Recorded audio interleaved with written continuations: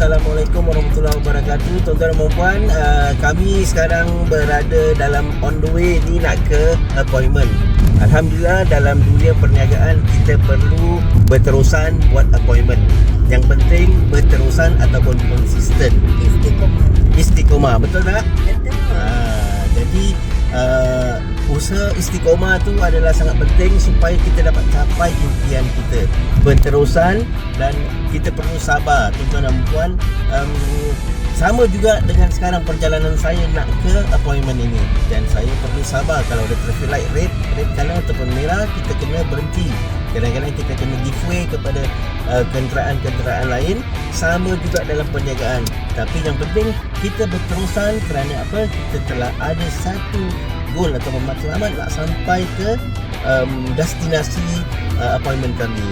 Jadi kami pun dah hampir sampai.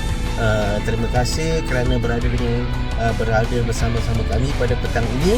Dan untuk mereka yang ingin mencari peluang, nak bermula perniagaan sendiri, part time saja ataupun full time, bolehlah hubungi kami. Saya Tuan Hisham di 91362111.